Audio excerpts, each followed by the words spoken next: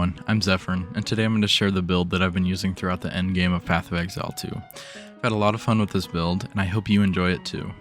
This build is pretty focused around melting bosses and rare enemies, but it still fares well against groups of enemies.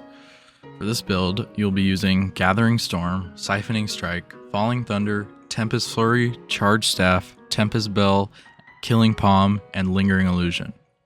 You can also throw in Storm Wave if you want a little bit of range, but personally I'm not a fan of it. So let's get into it. Gathering Storm is going to be our main ability. It winds up, and if you release the keybind when lightning flashes around your character, you hit the perfect timing window.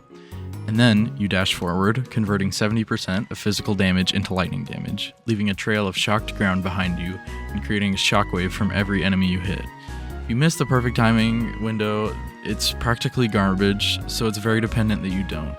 Siphoning Strike is going to be our second ability. It dashes at the enemy you cast it on and hits them with your weapon. If the enemy is shocked, it will grant a power charge and do an AoE of shock around the enemy you hit. Falling Thunder is our third ability. It slams the floor and shoots out a cone of lightning. It has increased damage and AoE depending on how many power charges you have when you use it. Tempest Flurry is our fourth ability. It does a combo consisting of 4 hits. On the 4th hit, you strike down a bolt of lightning, which has a 100% increased chance to shock and converts 100% of physical damage into lightning damage.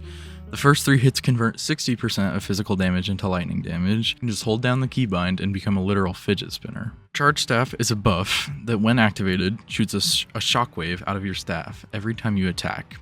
It consumes as many power charges as you have when you use it. Each power charge consumed adds 6 seconds to the duration and increases its damage. Tempest Bell is our 5th ability that places a giant bell on the ground, and every time you hit it, it creates a shockwave around the bell. You can place the bell once you have done 4 hits with any melee attack. If you inflict shock on the bell, the shockwaves will do lightning damage and have a chance to shock enemies within range. Killing Palm is our 6th ability that, when used, culls the enemy you've targeted. It grants a power charge if the enemy is culled. For our final skill, we will have Lingering Illusion. This ability leaves an illusion of your character when you roll, and if an enemy hits it, it will grant you a power charge. Now, let's get on to our support gems.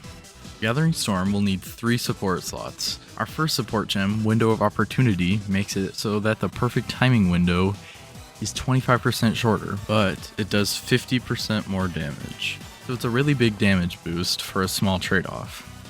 Our second support gem, Inevitable Critical, basically guarantees a crit at least every 4 seconds, which pairs well with and scatter them to the winds if you have that ascendancy. Our third support gem, Primal Armament, gives 25% increased elemental weapon damage, which is just good overall. For our next skill, Siphoning Strike, you'll need 3 support slots and we'll be running Lightning Infusion, Profusion, and Shock Siphon.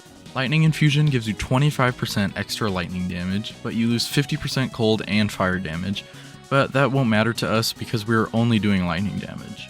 Profusion gives you a 50% chance to gain an extra power charge, which is nice because the main goal of this ability is to get power charges. Shock Siphon recovers 4% of your energy shield when you kill a shocked enemy, which is just a nice boost for when you are shocking and killing groups of enemies and can regain some energy shield. You could swap this support out if you want, if you find something better. For Falling Thunder, you will need 4 support slots and will be running Perpetual Charge, Innervate, Coursing Current, and Lightning Mastery. Perpetual Charge makes it so there's a 35% chance to stop it from consuming power charges. Innervate gives you 35% of damage as lightning for 3 seconds when you kill a shocked enemy, and it resets every time you do so.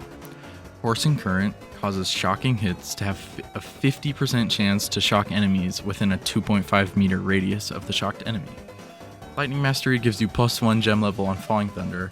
It's not super necessary, but you can use it if you want. For Tempest Flurry, you will need 3 support slots, and we'll be running Martial Tempo, Crescendo, and Conduction. These are all very important. Martial and Tempo gives you 25% increased attack speed, which is huge for this skill. Crescendo allows you to proc the final lightning strike of the combo twice in a row, which basically is a guaranteed shock.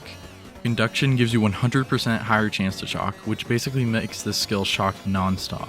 And for Tempest Bell, you will need 3 to 4 support slots and will be running Magnified Effect, Overabundance, Persistence, and Close Combat.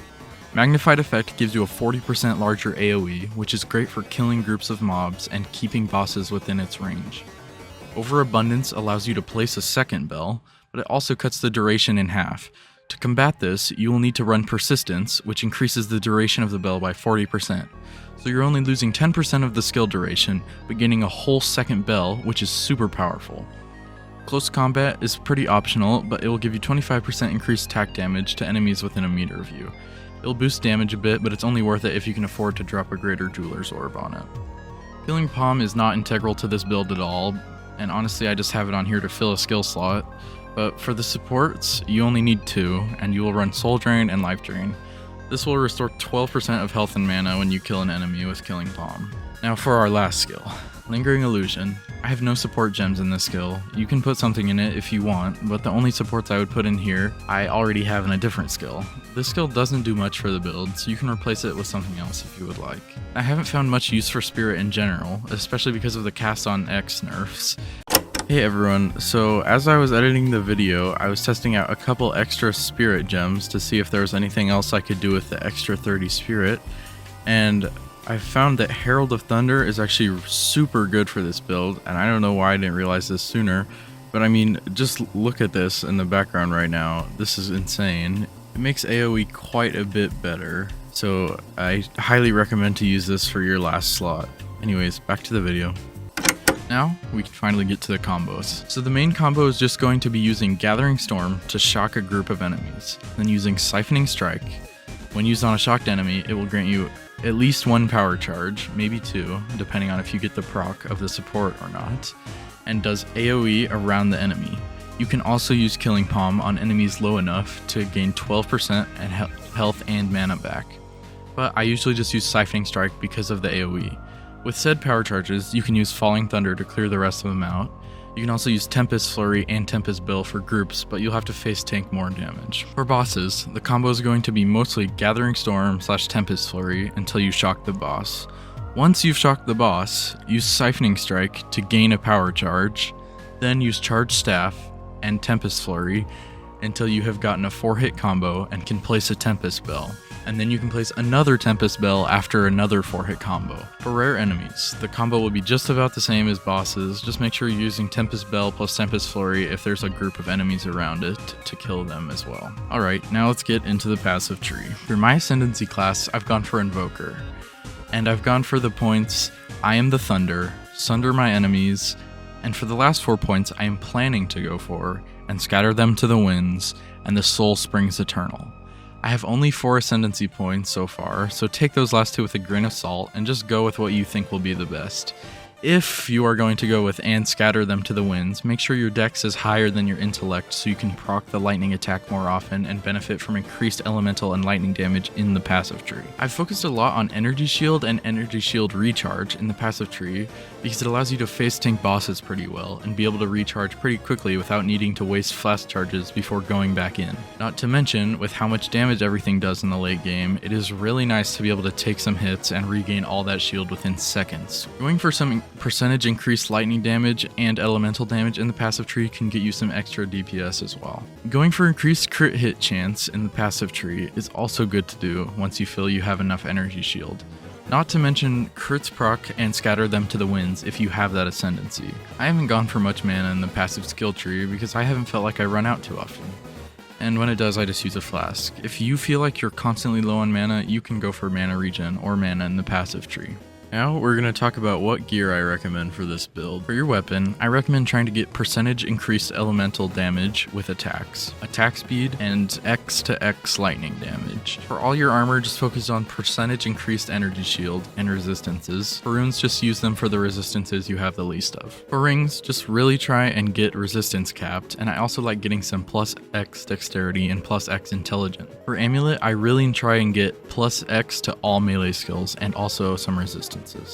For gloves, I also try and get plus X to all melee skills, and also resistances where you can. For boots, I really recommend increased movement speed, as it makes movement feel so much better and more enjoyable, and also resistances, just like everything else. For belt, you can really do whatever you want, I just try for resistances. For charms, I do the silver charm for anti-slow so I can't get caught in groups and destroyed. If you have extra charm slots, I would either go for a gold charm for increased rarity on a rare enemy kill, or the anti-poison charm. From the moment you get a level 14 skill gem in the campaign and can get Gathering Storm, this build becomes unstoppable for the rest of the campaign. In maps, I have limited experience, and I have only tried it in under tier 10 maps, so I can't say how well it will do above that, but I imagine it will fare pretty well. Maps under tier 10 has been great. As long as you keep your energy shield high and resistance is up, this build is super fun and quite powerful, and I doubt it will receive any nerfs, so that's also a plus. Anyways guys, thank you for watching. I hope you enjoyed the video, and I hope you enjoy this build. If you have any questions, feel free to ask them in the comments. Thank you for watching. Bye bye.